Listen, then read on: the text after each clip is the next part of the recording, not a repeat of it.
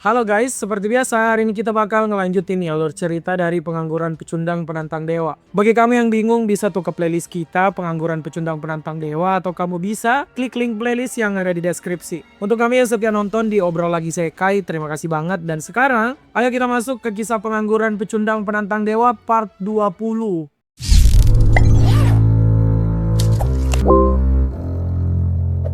Di video sebelumnya, kita tuh udah melihat bagaimana Han Sung-yeon harus berhadapan dengan God of Battle. Entitas nggak masuk akal yang menyudutkan Han Sung-yeon, bahkan setelah MC kita ini dapat plot armor gila-gilaan. Saking kuatnya God of Battle, Dam Chumwo yang pernah menginjak lantai 41, bahkan kaget tuh dengan kehadiran dewa di lantai 15. Han Sung-yeon sekarang cuma punya satu kesempatan buat membalikan keadaan dengan tindakan yang tidak masuk akal, yaitu membiarkan God of Battle buat menyerangnya.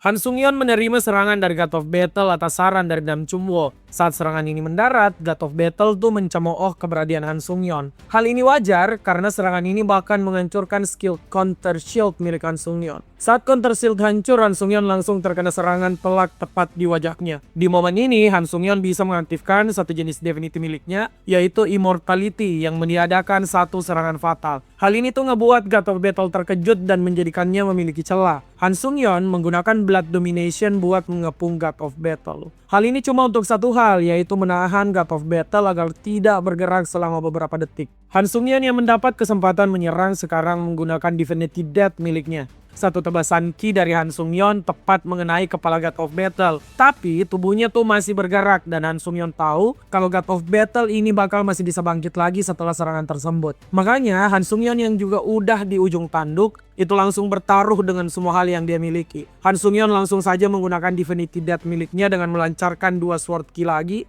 tapi di dalam satu serangan yang sama. Hal ini ngebuat God of Battle panik karena dewa ini tahu tubuh yang dia tumpangi tidak akan bisa menahan serangan tersebut. Ya, hal itu ternyata benar. Saat serangan Han Sung-yeon mendarat, maka selesailah tubuh tumpangan God of Battle. God of Battle sangat marah pada Menara karena tidak menyangka penantang yang ada di lantai 15 malah bisa menggunakan Divinity layaknya para dewa. Menara nggak merespon perkataan God of Battle dan malah mengeluarkan notifikasi kalau lantai 15 itu sudah selesai. Han Sung-yeon yang menyelesaikan tantangan ini tersenyum, sekaligus juga bingung karena tidak menyangka kalau dia bisa mengalahkan God of Battle. Sebagai imbalan, Han Sung-yeon tuh mendapatkan berbagai macam hadiah mulai dari poin, equipment, hingga penambahan stat permanen karena achievement yang telah dia dapatkan. Han Sung-yeon yang baru saja mendarat kemudian mengecek Dam Chumwo dengan coba mengobrol ke pedangnya. Dam Chumwo malah tidak ngerespon apapun. Han Sung-yeon kemudian dikagetkan tuh dengan suara Dam Chumwo malah muncul dari belakangnya, dari seorang wanita asing yang tidak pernah Han Sung-yeon lihat. Han Sung-yeon tuh langsung bisa nebak kalau wanita ini adalah Dam Chumwo.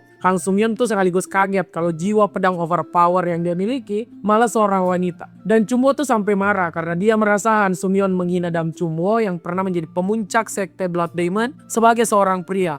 Menurut Dam Chumwo, mau pria atau wanita itu nggak masalah karena kekuatanlah yang akan menentukan segalanya. Dan Chumwo mengaku tuh kalau dia juga bingung kenapa tubuhnya bisa keluar dari pedang Blood Demon. Wanita ini cuma punya satu asumsi kalau dia bisa menampakkan fisiknya karena perkembangan dari Divinity Han Sung-yeon. Dan Chumwo juga bilang kalau mereka ini beruntung karena God of Battle itu cuma turun dengan merasuki tubuh pengikutnya. Kalau God of Battle turun secara utuh, Han Sung-yeon dan Dam Chumwo itu pasti tidak punya kesempatan buat menang. Dam Chumwo kemudian menghentikan semua obrolan karena sayangnya Dam Chumwo tidak bisa mempertahankan wujud itu dalam waktu lama. Dia mau menyelesaikan semua urusan secepat mungkin. Dam Chumwo tanpa basa-basi tuh langsung menggunakan Blood Consumption pada tubuh Jerhan, tubuh yang digunakan oleh God of Battle. Dengan skill ini, Dam Chumwo berhasil mengukir skill baru, yaitu Divinity Amplification. Setelah menggunakan skill ini, Dam Chumwo pun mengantuk dan bilang kalau dia sudah bangun nantinya. Han Sung-yeon tuh berutang untuk menjelaskan kenapa sekarang mereka malah harus melawan dewa. Saat Dam Chumwo selesai menyerap skill dari Jerhan, tubuh Jerhan ini malah bergerak. Hal ini tuh jelas ngebuat Han Sung-yeon panik guys, karena dia nggak lagi memiliki kekuatan jika God of Battle bisa bangkit lagi. Nah, God of Battle itu emang bangkit, tapi cuma berupa mata doang yang kerjaannya yapping marah-marah karena dia nggak bisa menyelesaikan Han Sung-yeon. Han Sung-yeon sampai kaget tuh kalau dewa yang menemui penantang seperti ini itu tidak mudah bagi para dewa. God of Verification yang pernah menemui Han Sung-yeon pernah menjelaskan kalau dewa itu harus membayar Divinity begitu banyak hanya untuk mengobrol dengan para penantang. Jadi God of Battle yang lagi yapping ini jelas ngebayar banyak divinity cuma untuk marah-marah. Melihat kemarahan dari God of Battle yang sudah tidak bisa bertarung membuat Han Sung-yeon menyadari satu hal. God of Battle ini sangat membenci Han Sung-yeon karena satu hal, yaitu Han Sung-yeon ternyata bisa menjadi kandidat dewa baru karena dia memiliki divinity tapi tidak memiliki hubungan dengan dewa manapun. Han Sung-yeon malah senang mengetahui potensinya sejauh itu. Sekarang dia hanya harus mengeluarkan suara sumbang dari yapping God of Battle yang masih marah-marah dan mengungkapkan permusuhan. Han Sung-yeon langsung saja tuh ngehancurin God of Battle. Han Sung-yeon yang selesai dengan yapping God of Battle kemudian menyerap jiwa dari Jerhan. Han Sung-yeon kemudian mendapatkan satu authority unik dari penyerapan jiwa Jerhan. Authority bernama Instant Tono Step rank B+.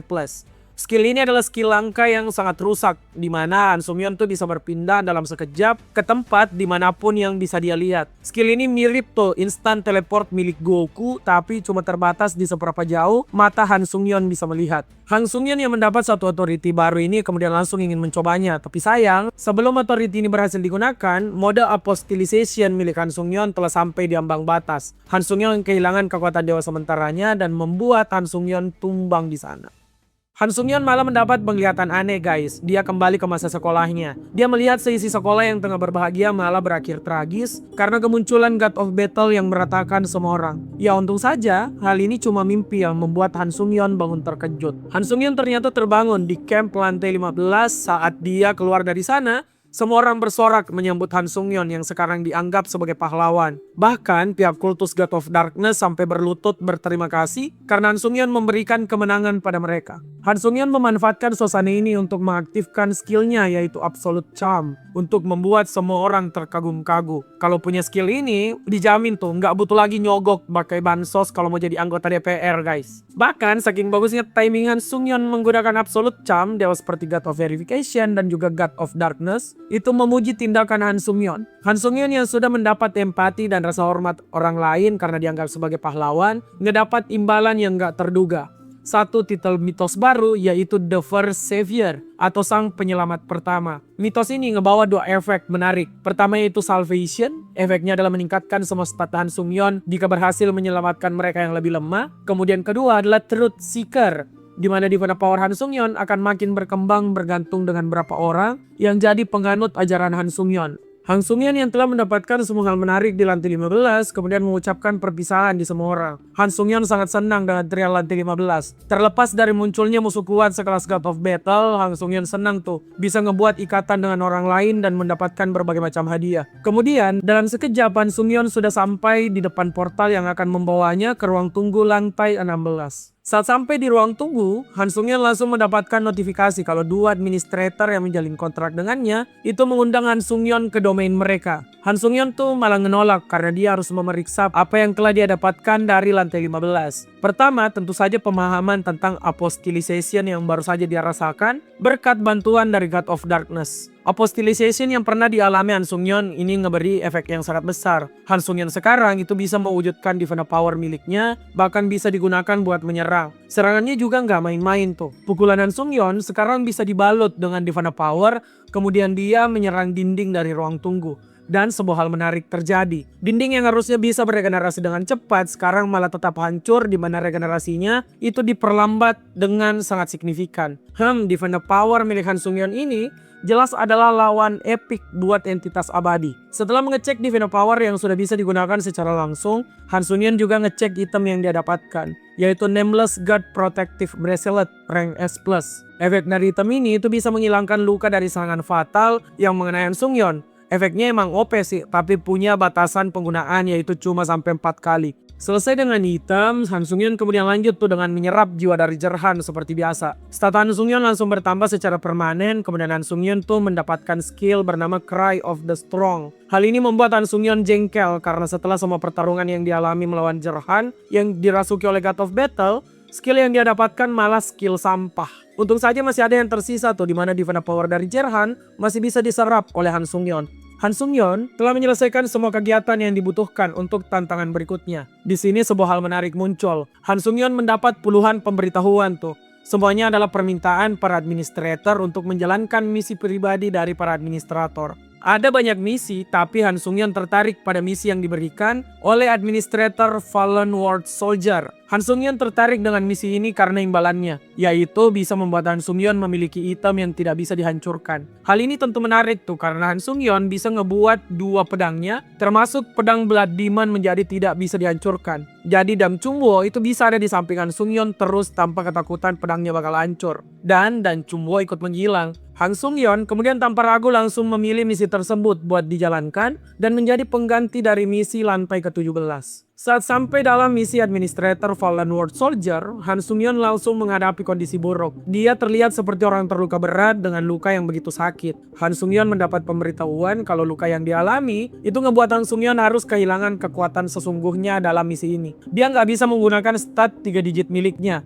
Stat Han Sung-yeon itu disetting mentok 50 doang. Misi Han Sung-yeon di sini juga cukup membingungkan tuh, yaitu Han Sung-yeon harus ngebuat keputusan yang tidak bisa dia sesali. Misi ini emang membingungkan, tapi Han Sung-yeon juga tidak punya pilihan karena dia juga merasakan sakit luar biasa jadi tidak bisa fokus. Saat keluar dari tenda perawatan, Han Sung-yeon kemudian bertemu tuh dengan satu wanita elf yang mengaku sebagai rekan Han Sung-yeon yang tengah menunggu semua rekan lainnya buat berkumpul. Han Sung-yeon dikenal dengan nama Neil oleh wanita elf tersebut. Saat Han Sung-yeon melihat kubangan air di sampingnya, Han Sung-yeon mengerti kalau dia tengah memainkan peran sebagai pria bernama Neil di misi tersebut yang bernama Savior of the End.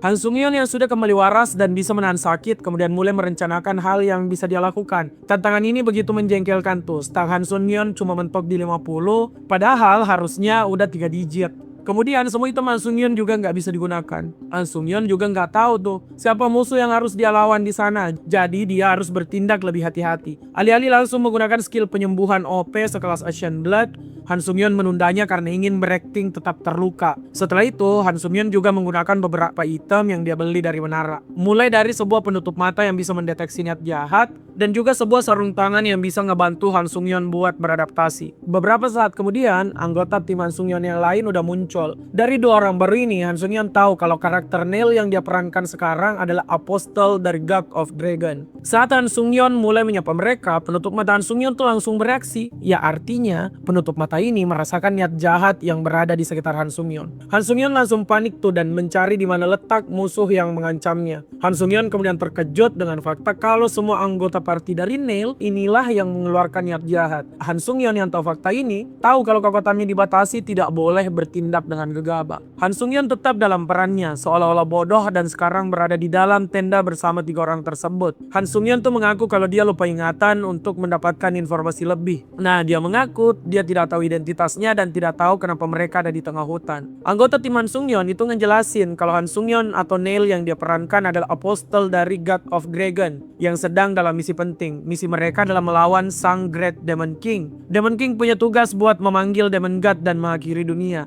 Nah, dari pertarungan melawan Demon King, Neil terluka dan sekarang jadi lupa ingatan. Han Sung-yeon langsung bisa menyimpulkan tuh kalau Neil yang dia perankan adalah tokoh penting yang jadi satu-satunya harapan umat manusia. Makanya, meski Neil masih terluka seperti sekarang, misi ini tetap dibebankan kepadanya. Penjelasan tentang misi mereka ini sudah selesai, jadi mereka harus melanjutkan perjalanan ke wilayah Demon God. Di perjalanan, Han Sung-yeon tuh mulai diperkenalkan dengan para anggota lainnya. Hal ini bisa terjadi karena ya dari tadi Han Sung-yeon pura-pura kehilangan ingatan. Pria besar dengan baju sirah ini itu bernama Ellen, kemudian di sampingnya bernama Serpa, seorang mage yang mengaku sebagai mage support. Member terakhir yaitu elf wanita yang ada di sana bernama Daisy. Nah, karena perjalanan sudah cukup lama, mereka tuh memutuskan untuk sedikit istirahat dan mulai melakukan perburuan. Neil tidak diikutkan dalam perburuan tersebut karena disuruh untuk beristirahat. Perburuan yang dilakukan 3 orang ini tentu saja tidak akan menjadi adil bagi Han Sung-yeon karena mereka tuh sudah menyiapkan bangkai tikus untuk Han Sung-yeon. Sedangkan 3 orang ini sedang makan daging bakar hasil buruan mereka. Selama makan, 3 orang ini ternyata merencanakan hal keji pada Han Sung-yeon. Mereka ingin ngeracuni Han Sung-yeon kemudian membawanya pada bos mereka.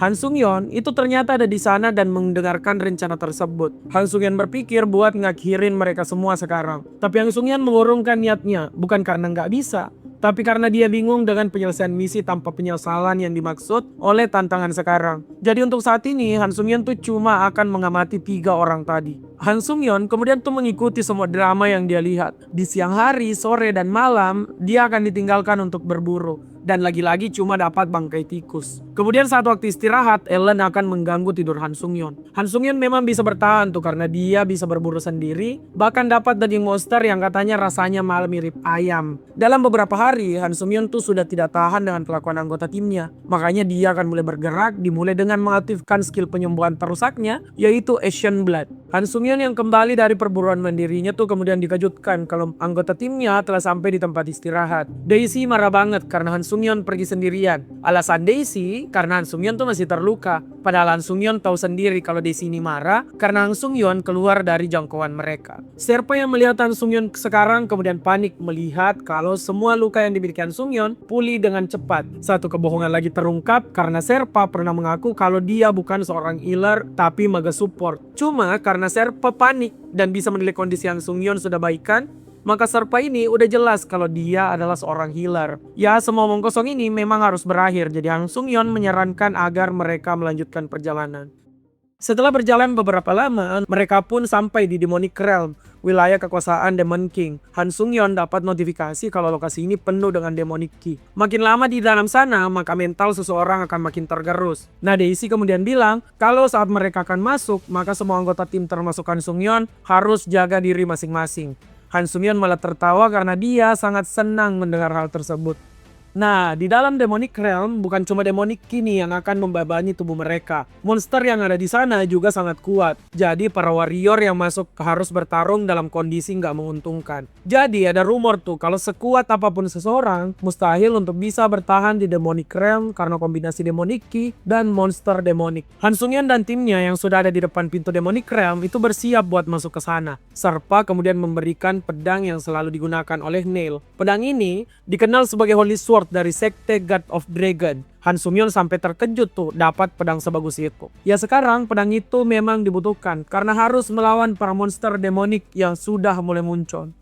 Di tempat yang jauh dari Han Sung-yeon, administrator Fallen Warlord Soldier melihat semua yang dialami Han Sung-yeon. Administrator ini tuh tidak lain dan tidak bukan adalah Neil sendiri. Dia masih emosi karena dalam ingatannya di momen ini dia sangat tersiksa. Tubuh terluka tapi dibiarkan bertarung di garis depan seorang diri melawan para monster demonik. Tapi untung saja hal itu tuh nggak terjadi lagi. Han Sung-yeon malah tertawa sambil membawa Holy Sword milik Neil buat bertarung. Tawa Han Sung-yeon ini bukan tanpa alasan guys. Dia yang menggunakan sarung tangan yang baru dibeli dari menara mendapat efek adaptasi lingkungan luar biasa. Alih-alih kena mental karena demonik Ki, stat Han Sung-yeon malah bertambah. Anggota tim Han Sung-yeon yang melihat dia menyerang seorang diri merasa diri mereka telah menang. Ya tapi pemikiran ini sih langsung hilang karena Han Sung-yeon bisa mengalahkan satu monster demonik raksasa dengan satu gerakan. Tidak cukup sampai situ, Han Sung-yeon bahkan bisa menggunakan skill dari Holy Sword. Salah satunya adalah Holy Light yang digunakan dengan sebuah gerakan baseball. Satu serangan ini langsung meledakkan seisi hutan demonik di hadapan Han Sung-yeon. Han Sung-yeon sangat senang tuh dapat item kuat saat semua itemnya tidak bisa digunakan. Di tengah Han Sung-yeon yang sedang bersenang-senang mencoba Holy Sword, anggota timnya malah panik karena mereka bertiga ini ternyata sudah mempersembahkan ingatan dan juga authority milik Neil pada Dragon God. Jadi menyaksikan Han Sung-yeon bisa bertarung dengan baik, tiga orang ini makin panik. Ellen bahkan keringat dingin karena tidak pernah melihat ada petarung yang mengajar monster demonik begitu mudah. Saat malam hari tiba, semua kembali buat istirahat. Han Sung-yeon sudah jelas tuh, merasa ada yang aneh. Semua anggota timnya terlihat murung, padahal mereka ini baru saja ngebantai banyak monster demonik. Apalagi, orang yang dianggap akan menjadi beban di misi ini udah bangkit. Adegan makan malam ini dengan cepat selesai dan semua orang masuk ke tenda masing-masing buat istirahat. Han Sung-yeon yang dari tadi memang tidak butuh istirahat, keluar dari tendanya. Dia penasaran dengan apa yang ada di puncak gunung Demonic Realm. Han Sung-yeon pun langsung menggunakan Wing of Steel untuk terbang. Dia juga memiliki kesempatan coba authority barunya, Instant Tonus Step. Skill ini emang udah kayak teleport guys. Han Sung-yeon bisa skip jarak puluhan kilometer dalam 1 detik. Hal ini jelas ngebuat authority tersebut jadi salah satu authority paling OP milik Han Sung-yeon. Kemudian, apa yang menunggu Han Sung-yeon di puncak gunung Demonic Realm? Apa yang harus Han Sung-yeon lakukan buat menyelesaikan tantangan yang sekarang? Penasaran? Jangan lupa untuk saksikan di video berikutnya. Terima kasih yang udah nonton sampai akhir dan jangan lupa komen, like, share, dan subscribe obrolan isekai.